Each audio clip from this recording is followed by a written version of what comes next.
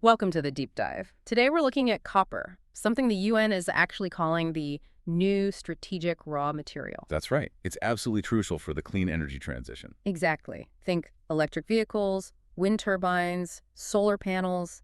They all need lots of it. Hmm. These are often called transition minerals. Mhm. But this huge demand, it raises questions beyond just, the price.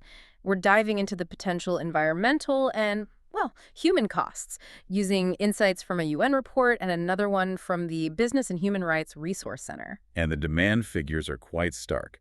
UNCTAD, that's the UN trade body, expects a 40% jump globally by 2040. 40%, that's a massive increase. It really is. And to meet that, UNCTAD estimates we'll need at least 80 new copper mines. 80 new mines. Yes, and over $250 billion in investment just by 2030. Without it, they warn the whole energy transition could stall. Wow, so it's critical infrastructure, basically. Precisely. Luz Maria de la Mora at UNCTAD called copper a strategic asset. She stressed the need for investment, yes, but also in local processing, recycling, and, crucially, removing trade barriers. Okay, so the need is clear, but that BHRC report you mentioned, it sounds a note of caution. It called copper the most problematic transition mineral? It did, and that's a strong statement. Their data points to why. Hmm. Between 2010 and 2024, they tracked allegations of human rights abuses linked to these minerals. And copper stood out? Significantly. Yeah. Over 60% of all cases, that's 513 out of 835, involved copper extraction. Over 60%. Yeah. And even just looking at early 2024, over half the complaints their transition mineral tracker gathered were about copper. What kinds of abuses are we talking about here? Well, it's a range of serious issues. The reports mention attacks on environmental defenders, people being forcibly displaced from their land, pollution impacting communities, Hmm. and very significantly, violations of indigenous people's rights. Caroline Avon from BHRRC put it quite bluntly. The urgency of the energy transition cannot justify a reckless rush for minerals.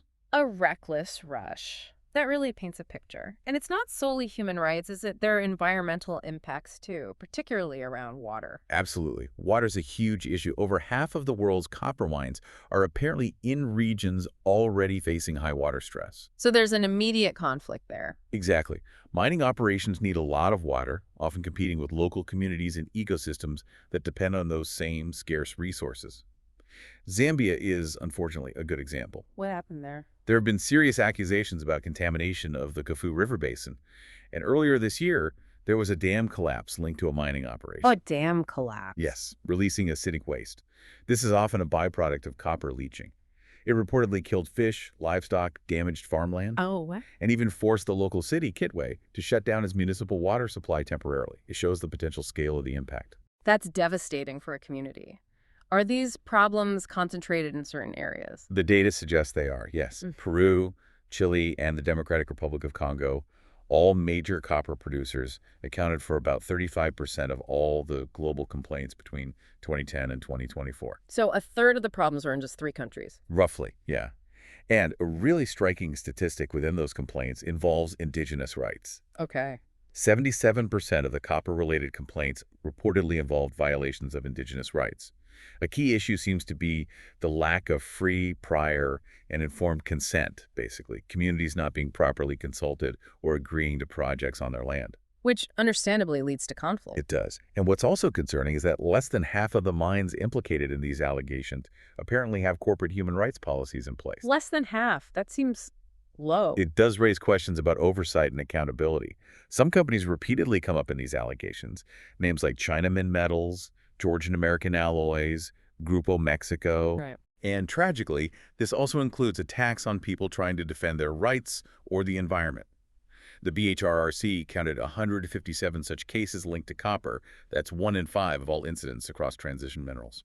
So as we push harder for electrification, which we need to do for the climate, we run the serious risk of creating, well, other kinds of crises. That's the core dilemma. Annabella Rosenberg from the Climate Action Network warned against this. She said, the indiscriminate extraction of minerals without reducing energy demand or rethinking consumption patterns in rich countries will not solve the climate crisis. It will only deepen inequalities and insecurity. Rethinking consumption patterns. No. That's a whole other layer. It is. It suggests we can't just swap fossil fuels for minerals without changing how we use energy.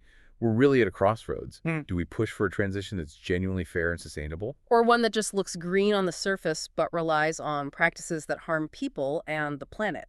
Exactly. That's the fundamental choice the rising demand for copper forces us to confront. So it leaves us, and you listening, with this tension. We urgently need copper for climate solutions, but getting it comes with these significant environmental and human costs. Hmm. Can we truly say we're building a sustainable future if the foundations, the very materials, are sourced unsustainably or unjustly? It really makes you think about the responsibility we all share, individuals, industries, to ensure this transition is genuinely fair. A critical question indeed.